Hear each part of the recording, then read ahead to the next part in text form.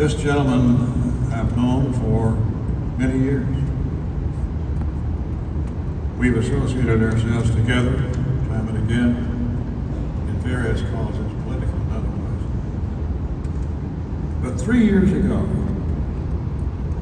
the advisory board decided to create the Beacon of Hope Award to recognize individuals who have made a significant impact in combating the nation's drug abuse epidemic. Our awardee this year has moved mountains to improve access to long-term recovery for individuals who've been suffering without hope of a sober life.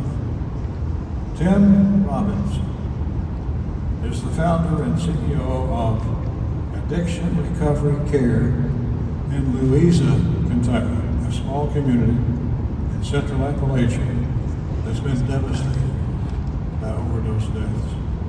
Tim is quite a prolific recovery story of his own. He's a recovering alcoholic and former prosecutor who is celebrating over 15 years of sobriety.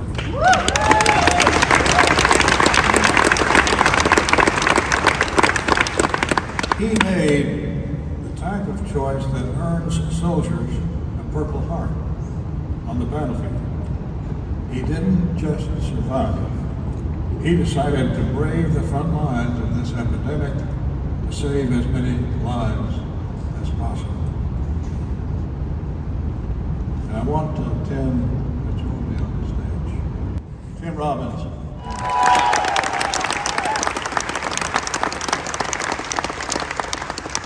Alcohol invaded my life when my mom lost her battle with lung cancer on April the 18th, 2000. And for nearly 8 years, I almost drank myself to death in the despair of alcoholism. But a court bailiff and pastor, Rick May, I worked with as a prosecutor, led me to the Lord at my desk in the courthouse. For months, he carried me in his early recovery. My faith and recovery have replaced my despair with hope.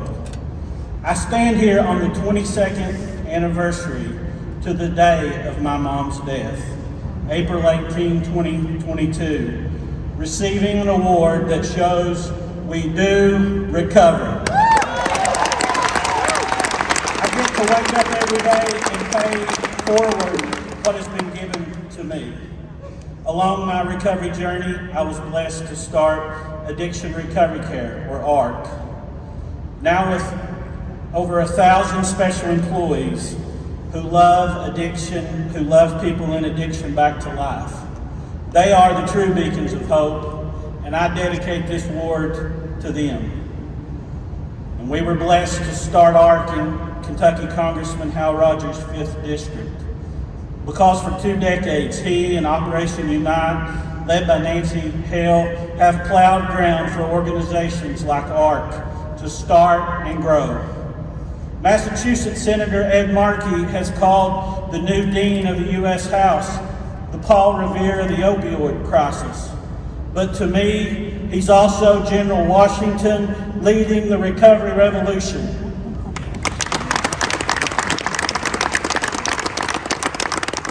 Personally, my greatest advisor and best friend is my wife, Leela, who is here with me today. She and my children, Russ, Destiny, Kent, and Haley, fuel me with their love and support.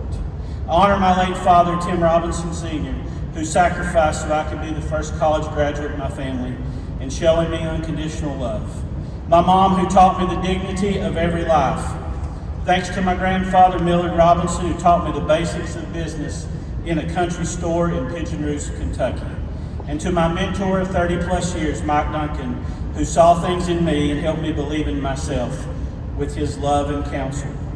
Thanks to my closest friends, many who work alongside me every day. And in closing, I look across this room and I see beacons of hope. At times, this addiction crisis seems daunting, but I am full of hope.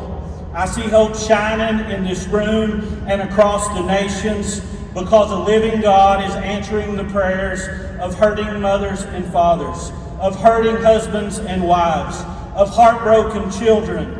the prayers of friends and neighbors on their knees, praying for their addicted loved ones.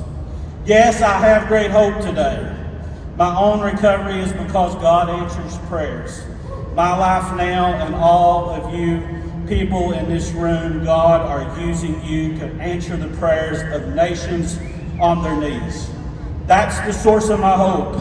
It's what God is doing through you. Keep being answered prayers. Thank you.